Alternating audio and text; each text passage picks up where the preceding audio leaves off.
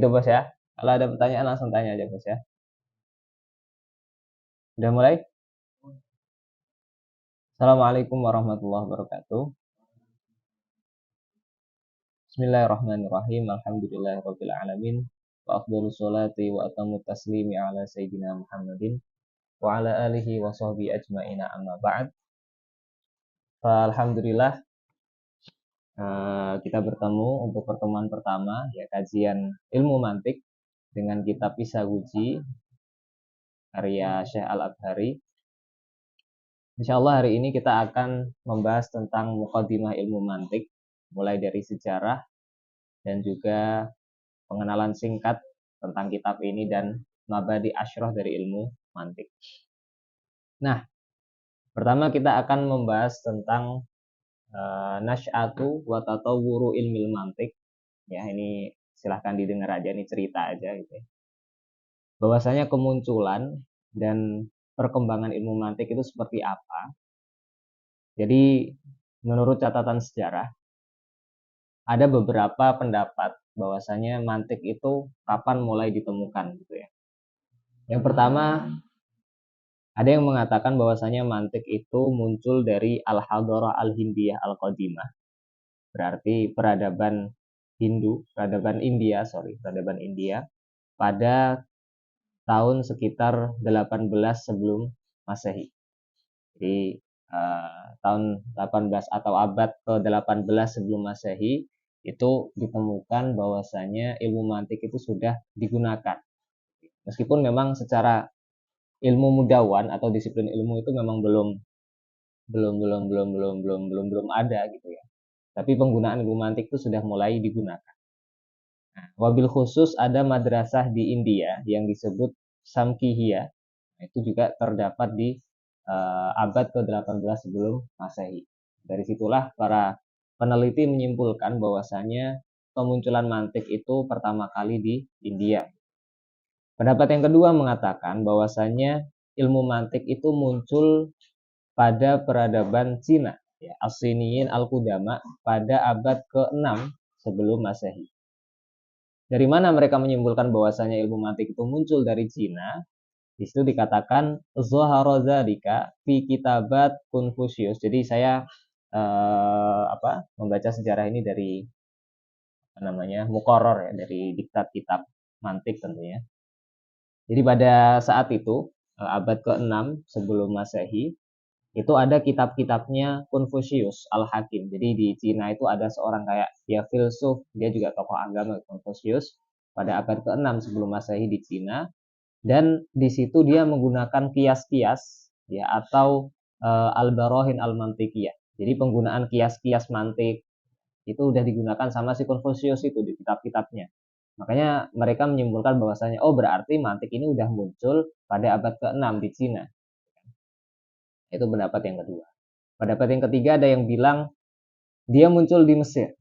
Kenapa? Karena meskipun kita terkenalnya filsafat itu dari Yunani gitu ya, tapi banyak juga catatan sejarah mengatakan para filsuf Yunani itu mereka ngajinya atau belajarnya itu ke Mesir, ke filsuf-filsuf Mesir.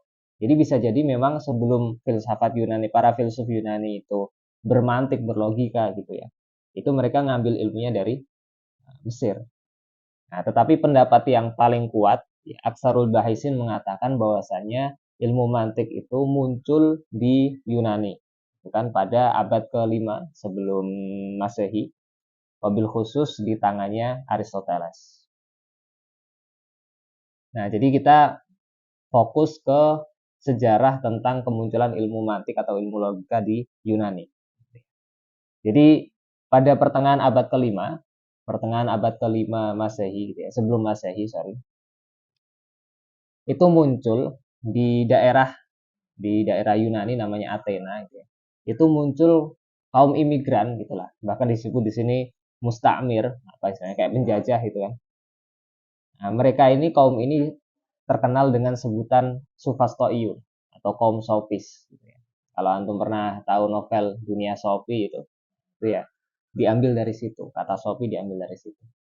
Nah, musta'mir ini, penjajah ini, dia bukan penjajah yang kayak nyerang terus pakai senjata gitu, terus ngebom, ngetank, ya nggak ada tank juga dulu. Enggak, tapi mereka itu penjajah melalui pikiran. Jadi mereka ini sebuah kelompok yang datang ke Athena tadi. Nah, itu mereka menyebarkan pikiran-pikiran atau ideologi-ideologi yang sesat, misalnya kayak gitulah, yang salah. Mereka itu sering at-tala'ub bil alfat. At-tala'ub bil alfat itu artinya mempermainkan kata. Jadi mereka itu kayak, ya kenapa akhirnya kaum ini itu, pertanyaannya kenapa akhirnya kaum ini tuh berhasil gitu ya. Soalnya di Athena dulu, di Yunani itu, lagi marak-maraknya orang seneng tentang retorika, seneng tentang jadal, seneng tentang berdebat, seneng tentang ilmu pidato, public speaking lah kalau sekarang katanya itu. Nah, mereka lagi seneng-senengnya dengan itu. Nah, dengan datangnya kaum sofis ini, nah mereka itu looknya memang seorang cendekiawan. Jadi mereka itu pintar untuk pidato, mereka pintar untuk retorika dan seterusnya. Makanya mereka diterima di Athena. Tetapi sebenarnya niat mereka itu nggak baik. Mereka punya niat jahat. Mereka itu alit tijar bil ilm. Mereka itu memperdagangkan ilmunya mereka. Mereka juga membuat kekacauan lah di sana. Nah, terutama tadi atala ubil alfa. Jadi mereka itu nggak mempunyai apa istilahnya ya, batas yang pasti untuk sebuah lafaz. Mereka menganggap bahwasanya ilmu itu, hakikat itu nisbi atau istilahnya relatif. Jadi menurut saya kalau ini benar, ya berarti itu benar. Tapi kalau menurut antum itu benar, ya itu benar. Misal saya bilang 1 tambah 1 2, atau bilang 1 tambah 1 4, ya kita sama-sama benar. Jadi mereka menganggap bahwasanya al-hakikoh itu amrun nisbi, sesuatu yang relatif, subjektif. Makanya ada yang disebut kelompok kaum sofis ini Indiyah, Indiyah, Indiyah, Indi. Jadi menurut saya. Jadi kebenaran itu ya tergantung saya. Kalau menurut saya benar, benar. Menurut antum benar, benar. Ada juga kaum sofis yang disebut dengan Ainadiyah. Ainadiyah itu artinya kan ingkar ya, makar, menolak. Dia menolak bahwasanya hakikat itu ada. Dia mengatakan bahwasanya sesuatu itu nggak bisa diketahui hakikatnya. Jadi gitu. Jadi semua di dunia ini ya cuma ilusi aja. Ada juga kaum dari sofis itu disebut Allah adriyah. Allah adriyah itu artinya kan ya tidak tahu, kan saya tidak tahu. Itu namanya Allah adriyah atau terkenal agnostik sekarang. Kalau di Indonesia itu yang terkenal agnostik ya Coki Pardede, nah itu agnostik. Agnostik itu dia nggak tahu, dia memilih untuk mengatakan tidak tahu. Ya biasanya kalau kita katakan agnostik ateisme itu biasanya saya nggak mengatakan Tuhan itu ada, saya nggak tahu. Gitu ya. Saya juga nggak mengatakan Tuhan itu nggak ada. Hanya saja saya nggak tahu apakah Tuhan itu benar ada atau enggak. Saya nggak bisa membuktikan. Jadi saya memilih untuk mengatakan tidak tahu. Itulah adri. Kembali lagi ke atala ubil alfat tadi. Jadi orang-orang sofis tadi itu atala ubil alfat. Mereka mempermainkan lafaz. Dalam artian menurut saya ini gelas. Menurut saya ini gelas. Tapi menurut antum, yang namanya gelas itu bukan ini. Yang namanya gelas itu yang saya sebut ember. Jadi menurut saya gelas itu ini, menurut antum gelas itu ya ember itu yang gede. Maka apa saya bilang misal saya bilang ke Mas Maul saya haus, tolong ambilkan saya air segelas. Nah karena menurut Maul ini gelas itu ember, saya diambilin air seember gitu kan. Padahal saya pengen minum aja dikit gitu. Jadi mereka itu atala ubil alfat, satu lafaz digunakan untuk makna-makna yang berbeda-beda. Jadi kan kita punya dua hal ya, punya makna, punya lafaz. Makna itu jangan diartikan terjemah. Terjemah itu terlalu sempit lah untuk mengartikan makna. Soalnya makna itu sesuatu yang ada di dalam akal kita. Mata sawarofidzihan. Makna itu artinya itu sesuatu yang tergambar di otak kita itu namanya makna. Nah, jadi saya punya makna nih. Saya punya gambaran. Saya pengen diambilin ini barang ini kayak gini. Di otak saya di maknanya itu.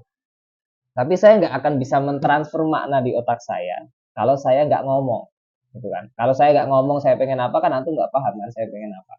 Makanya saya meminjam lafaz untuk mentransfer makna yang ada di otak saya. Nah kalau antara makna sama lafaz ini nggak ada kesepakatan, nah nanti malah kacau. Kecuali kalau kita udah sepakat bahwasanya yang namanya gelas ya ini. Gelas itu apa ya? Wadah minum itu kan yang ya ukurannya segini bisa diambil, bisa dipegang pakai tangan gitu kan. Itu disebut gelas. Kita sepakat. Saya bilang ini gelas, antum bilang ini gelas, semuanya bilang ini gelas. Baru itu cocok ketika saya bilang tolong ambilin gelas. Nah, makna yang saya inginkan itu tersampaikan ke antum. Transfernya berhasil, Bluetooth-nya connect gitu kan. Kalau enggak ya Bluetooth-nya enggak connect gitu kan. Kalau saya bilang ambilin gelas tapi antum maksudnya lain ya enggak nggak cocok. Makanya ada kalimatnya Socrates yang terkenal itu hadidu alfazokum. Berikanlah definisi untuk lafat-lafat kalian. Soalnya lafat itu kalau nggak punya definisi, nggak punya apa namanya batas yang pasti, nanti ya dipermainkan. Nanti malah salah tangkap gitu, komunikasi. Nah, dari situlah muncul tadi yang namanya Socrates, ya seorang filsuf gitu kan di Athena.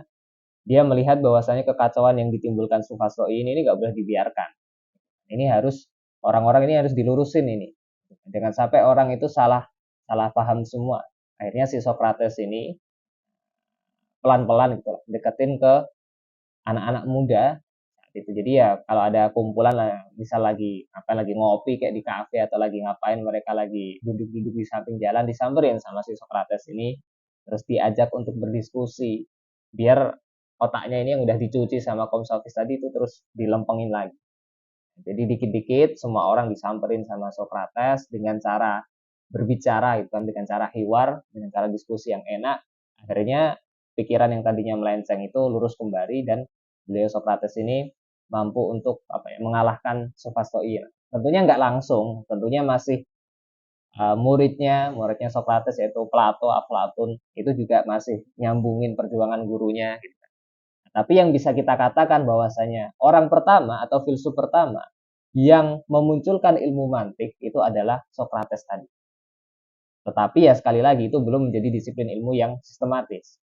Setelah Socrates ini, berarti kita dapat simpulkan kontribusi Socrates ini di dalam ilmu mantik adalah at-ta'rif atau definisi tadi. Jadi beliau ini si Socrates ini itu fokusnya untuk mendefinisikan sebuah lafaz. Biar setiap lafaz itu sesuai dengan porsi maknanya, biar cocok semuanya. Baru setelah itu datang muridnya yang namanya Plato tadi. Beliau juga perjuangannya sama bentuknya dengan gurunya dan menambahkan tentang istilahnya at-taqsim al-mantiki. Jadi kalau antum pernah belajar ilmu mantik, kuliatul khams itu dibagi menjadi dua gitu kan. Atau bisa kita lihat sajarah Furfurius, jins itu dibagi menjadi dua.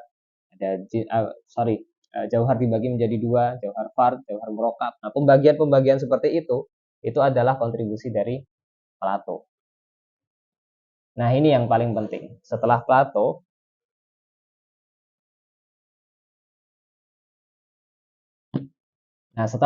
datanglah muridnya yang namanya Aristoteles. Aristo. Nah, Aristo inilah orang yang dianggap sebagai bapak ilmu mantik. Kenapa? Karena setelah Socrates tadi memunculkan ya, memancing tentang ilmu mantik, lalu diterusin sama Plato, di Aristo inilah beliau mensistemasikan ilmu mantik dan mulai ditulis. Ya meskipun nggak selengkap ilmu mantik yang sekarang kita baca, enggak. Ya mantiknya masih, bahkan beliau itu menyebutnya nggak ilmu mantik ya, at-tahlilat. Tahlilat itu ya apa itu ya?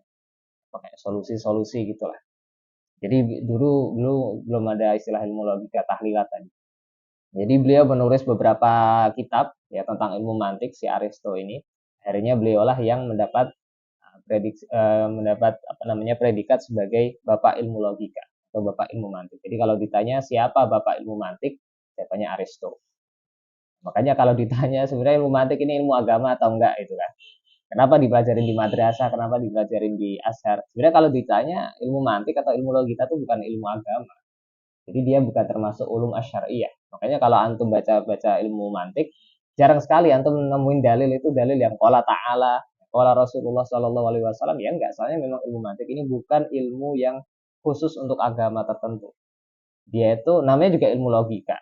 Ilmu logika artinya apa? Artinya setiap orang yang mempunyai akal, setiap orang yang mempunyai pikiran, ya berarti dia bisa belajar ilmu logika, dia bisa mencetuskan kaidah-kaidah baru dari ilmu logika.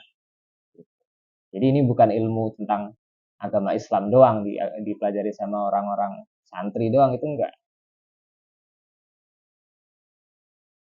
Nah, itu tentang kemunculannya. Jadi bapak ilmu mantik adalah apa?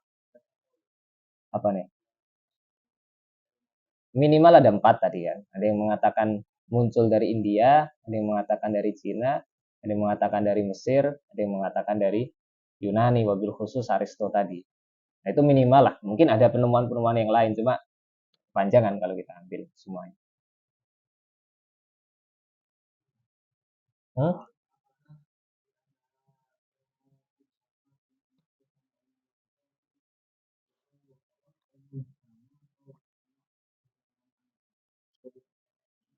Jadi ilmu mantik sama ilmu logika artinya sama.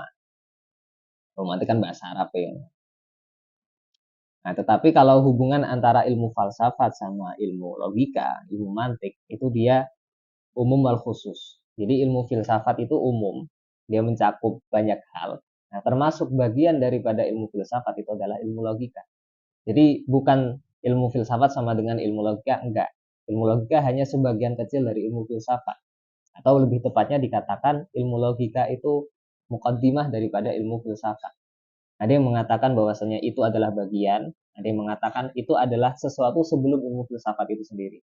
Bahkan kalau kita baca sejarah, Imam Ghazali itu mengatakan ilmu mantik itu muqaddimatu al-ulum, atau istilahnya apa namanya, pendahuluan dari setiap ilmu. Jadi sebelum antum masuk ke ilmu apapun, itu belajar ilmu mantik dulu. Makanya kalau kita lihat manhaj-manhaj ulama Azhar, ada yang mengatakan apa ilmu pertama yang harus dipelajari, ada yang bilang nahwu, itu kan sebagai ilmu alat bahasa Arab. Ada yang bilang fikih, tapi banyak juga yang mengatakan ilmu pertama yang dipelajari itu harusnya mantik. Soalnya ilmu mantik ini memang nanti dipakai terus di setiap ilmu. Mobil khusus kalau antum bacanya udah di kitab Mutawasit, itu pasti nanti akan ditimbulkan kayak apa ya, pengembangan-pengembangan ilmu yang ditarik dengan ilmu logika. Ada lagi? Nah, setelah Aristo tadi ya. Jadi Aristo yang dikatakan sebagai bapak ilmu mantik tadi. Nah, datanglah seorang yang namanya Furfurius Asuri. Asuri ini daerahnya ya. Jadi si Furfurius ini, beliau hidup di abad ketiga sebelum Masehi. Dia nulis kitab mantik yang namanya Isaguji. Jadi Isaguji yang antum apa pelajari sekarang itu sebenarnya judulnya itu muncul pertama kali di tangannya Furfurius itu. Jadi si yang nulis Isaguji pertama itu Furfurius ya di abad ketiga itu kan sebelum Masehi. Nah, Isaguji sendiri, apa sih Isaguji kan kayaknya aneh kan kalau antum dengar apa Isaguji. Nah, Isaguji itu sebenarnya kalimat Yunani ya, yang artinya madkhal.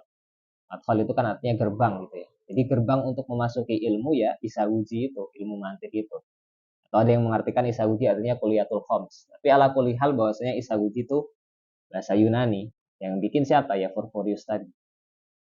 Tetapi setelah itu, setelah ada harokatut tarjamah, terus ilmu Yunani itu diambil, ya, diterjemahkan ke bahasa Arab, dipelajari oleh cendekiawan-cendekiawan Muslim, diringkaslah isagujinya si Furfurius itu sama Imam Al-Abhari. Nah, kitab yang antum sekarang pegang itu, kitabnya Imam Al-Abhari, itu adalah ringkasan dari isagujinya Furfurius. Jadi kayak talhisannya aja lah. Kalau kita katakan Isaguji KW kan lucu kan. Pokoknya Isaguji talhisannya aja lah daripada Isaguji KW kan. Soalnya Isaguji aslinya kan yang nulis si Porforius tadi. Dan penggunaan Isaguji juga sebenarnya nggak cuma si Porforius saja, si Imam Abhari aja, tapi Ibnu Sina juga menggunakan istilah Isaguji di kitab filsafatnya. Nah, untuk harakatu tarjamah itu sendiri, kapan ya? Kapan ilmu filsafat itu masuk ke dunia Islam? Gitu ya. Itu kan menjadi pertanyaan, kenapa akhirnya ilmu mantik yang tadi itu notabene dipelajari di Yunani gitu kan, tercampur dengan filsafat, terus sejak kapan orang-orang Islam ini belajar ilmu mantik gitu, ilmu logika. Nah, ada beberapa riwayat, ada beberapa penelitian, ada yang mengatakan harokatut tarjamah atau apa namanya gerakan penerjemahan kitab-kitab Yunani ke bahasa Arab itu ada yang bilang mulai dari dinasti Umawi ya. Jadi memang udah awal-awal ya, masih di abad-abad pertama di dunia Islam abad kedua. Tetapi kebanyakan bahisin, kebanyakan peneliti mengatakan harokatu tarjamah itu mulai gencar pada dinasti Abbasiyah. Wabil khusus pada kepemerintahan Abu Ja'far Al-Mansur. Jadi Khalifah Al-Mansur ini di tangan beliaulah banyak sekali kitab-kitab dari Yunani yang diterjemahkan ke bahasa Arab. Nah, ada itu namanya Ibnu Muqaffa. Ibnu Muqaffa ini pada saat masanya Khalifah Al-Mansur ini, beliau berhasil menerjemahkan 3 kitab mantiknya Aristo. Jadi dari sinilah ilmu Aristo itu ilmu mantiknya Aristo itu diterjemahkan ke bahasa Arab sehingga bisa dinikmati oleh para ulama-ulama muslim. Dan Ibnu Muqaffa ini adalah orang yang menerjemahkan kitab Isaguji punya Porphyrius tadi. Nah, pas ketika masa Khalifah Al-Ma'mun dibuatlah Baitul Hikmah yang dimana itu udah maju banget lah pengetahuan Islam gitu kan. Dari situ semakin gencar juga terjemah-terjemah ilmu-ilmu dari Yunani diadopsi ke dunia Islam, ke dunia Arab gitu ya. Tentunya nggak semuanya diambil terus diimani ya. Ada beberapa filsafat yang tentunya dibuang. Jadi filsafat itu kan dulu kan ya namanya filsafat kan bukan dari agama Islam kan ya, campuran kepercayaan-kepercayaan. Jadi yang sekiranya baik ya diambil, yang enggak ya ditinggalin.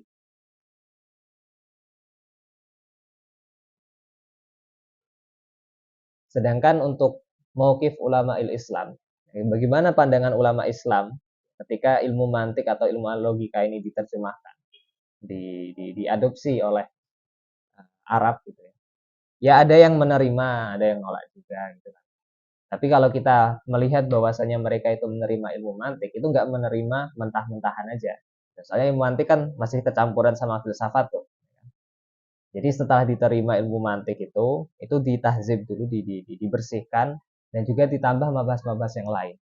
Jadi kalau antum lihat sebenarnya ilmu mantiknya di Aristo atau di masa-masa Yunani itu nggak sebanyak yang sekarang dipelajari. Pembahasannya nggak sekompleks sekarang. Jadi pembahasan seperti mabhasul alfat, mabhasul dilalah, pengembangan daripada apa namanya had, ya, ta'rif, terus ada dimasukkan bab tamsil juga di situ yang dimana itu sebenarnya kias usuli gitu kan. Itu sebenarnya adalah kontribusi dari ulama-ulama kita. Kalau antum pengen tahu ini yang masukin siapa, ini yang masukin siapa di masa-masa kapan gitu kan, antum bisa baca kitab Manahijul Bahas Inda Mufakiril Islam. Di situ yang nulis adalah Dr. Ali Sami An-Nasyar. Beliau ulama Mesir. Itu di situ dijelasin lah. Jadi perkembangan ilmu mantik itu seperti apa, yang nambahin bab ini tuh siapa, yang nambahin bab ini siapa, itu ada di situ. Terakhir ya tentang Imam Ghazali. Nah, Imam Ghazali sendiri yang mana beliau hidup di abad ke-5 gitu ya, Hijriah. Dari tangan beliau inilah ilmu mantik itu mulai di filter secara serius gitu. Jadi benar-benar yang tadinya ilmu filsafat itu ilmu mantik itu masih mukhalatoh bil falsafah. Jadi yang tadinya ilmu mantik itu masih campur banget sama ilmu filsafat. Di tangan Imam Ghazali inilah ilmu mantik berhasil dipisahkan. Jadi kalau ditanya siapa orang pertama kali yang memisahkan ilmu mantik daripada ilmu filsafat adalah Imam Ghazali. Nah, bahkan beliau nggak cuma ngambil ilmu mantik itu sendiri, tapi beliau juga menerapkan ilmu mantik ini ke ilmu-ilmu Islam semuanya. Jadi Imam Ghazali itu nggak cuma ngambil ilmu mantik dari filsafat, tapi juga Imam Ghazali itu mengaplikasikan ilmu mantik ini ke ilmu-ilmu Islam. Kalau antum belajar di semua ilmu hampir pasti mendapatkan pembahasan tentang mantik. Ya, contoh sederhananya lah, misal antum belajar tentang usul fikih. Usul fikih itu kan punya kias sendiri kan, yang dimana bentuk kiasnya usul fikih sama kiasnya ilmu mantik itu kan jauh berbeda gitu kan.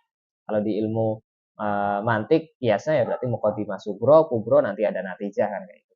Tapi kalau kiasnya usuli itu kan ada asl, ada far, ada ilah, ada hukum. Kan materinya aja berbeda, cara pengambilan ilahnya juga berbeda. Tapi kalau antum belajar usul fikih, tetap ada aja kias-kias mantikinya. Contohnya kayak gini. Contohnya antum punya kaidah di dalam ilmu usul fikih, al aslu fil amri fil ijab, gitu kan. Bahwasanya asal daripada kaidah awal daripada sebuah amr perintah itu kan menunjukkan kewajiban. Nah, di sini juga kita bisa pakai silogisme mantik. Contoh antum ketemu ayat tu aqimus shalah. Aqimus shalah itu amr apa enggak? Amr. Bisa kita pakai silogisme ilmu mantik. Jadi gini, wa aqimus shalah itu amr. Nah, ini menjadi muqaddimah sugronya. Aqimus shalah amrun. Udah? Wa kullu amrin yadullu ala ijab. Katakan tadi kan diambil dari al asru fil amri kan lil ijab. Jadi dari dua muqaddimah sugro sama kubro ini terlahirlah sebuah natijah bahwasanya aqimus shalah itu ijab. Jadi qiyamus shalah itu wajib. Jadi diambil dari kias tadi, aqimus shalah amrun, wa kullu amrin lil ijab. Maka hasilnya apa? Oh, berarti aqimus shalah di Al-Qur'an ini menunjukkan apa? Kewajiban sholat. Itu juga ada silogismenya juga. Itu contoh sederhananya aja lah. Dan beliau ini Imam Ghazali kan terkenal ya, beliau juga usuli ya. Kitab terkenalnya apa di dalam usul fikih? Al-Mustasfa. Nah, beliau juga menulis ilmu mantik ini, Imam Ghazali itu minimal di dua kitabnya ada Mihakun Nazar sama Mi'yarul Ilm, itu membahas tentang ilmu mantik yang ditulis oleh Imam Ghazali.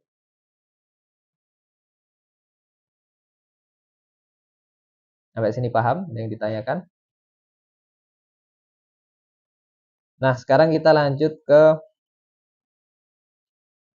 Mabadi Ilmil Mantik. Bisa dilihat di catatan yang saya kirim gitu ya.